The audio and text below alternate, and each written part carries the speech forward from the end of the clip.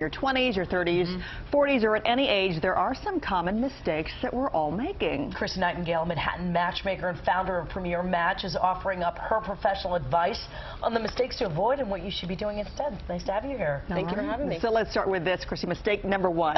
People are passing on these potential dates because, you know, they're saying, all right, this isn't the right guy. No thanks, I'm passing. So you're saying wrong. Wrong. It's very interesting how many people have these criteria lists, which are basically a laundry list of requirements that each person that they are going to date are supposed to fulfill. So and the longer that people date, the longer their laundry lists become. Yeah, there's no perfect date, so don't pass on a date if you're single. Hi, that's no brainer. Also, you're talking about the next thing, biggest mistake, don't make a wrong impression. How do you do that? Well, a lot of people feel the need to just babble on and on about themselves on the first date, expose everything. And I say, you know, there needs to be an air of mystery.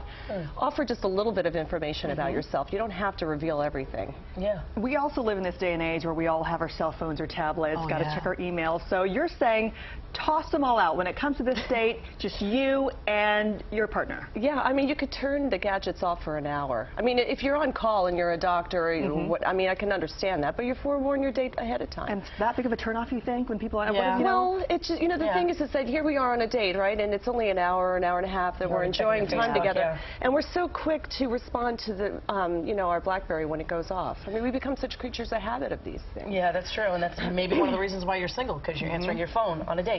I love this also. Exactly. Just saying, I'm just saying. Also, another thing, too, is like, you know, guys give compliments sometimes, and they really, you know, they really appreciate you, and sometimes you become self-deprecating about it. You say, oh, I'm wearing this old thing, oh, please, you know, that's not you shouldn't do it, you should accept it, right? Oh, well, absolutely. I mean, the thing is that most of the time I'm always coaching women to change their outfits after work. A lot of women wear corporate outfits out to on their dates. So don't wear any old thing. Don't. I mean, bring a change of clothes after work and then put something very feminine on that'll be nice to wear on a date. Got it. Okay, one of the biggest mistakes out there is you bring up your past and your ex, and maybe you start with a whole comparison thing, and as you're saying, keep the exes out of it, right? Yeah. This happens all the time, and I don't understand why people need to bring in their exes on a date that they're trying to meet a new person, right? I mean, they're comparing, but also I find that one of the two of the party, they might be very inquisitive. They might ask several questions about what went on in the relationship, and the other party feels this obligation. They have to answer these questions, and they might be 5, 6 questions. I don't understand why they don't take control of the conversation. But what if you were really, really hurt by it, and you kind of want to let this person know, like, hey, I just got out of this horrible relationship. Exactly. Phone a friend. That's true. Therapy, talk to your family. There's no reason on a first date that people should be discussing these things. Yeah, phone a friend, phone a friend. Also, I know we've done the 5 dating mistakes, but this is kissing on a date, having sex on a date. Let's just go there. What do you think?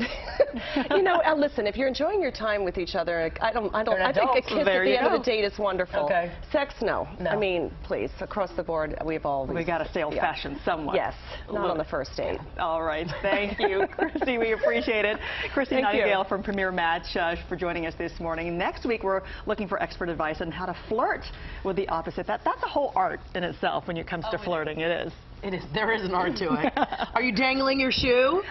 No. That's the flirting thing. I'm not dangling my shoe. I know. We have a little. Yeah, shoe dangler. Let's tossing the hair and the dangling of the shoe. And the dangling of the shoe. Okay, thank you so much. It's so nice to have you here.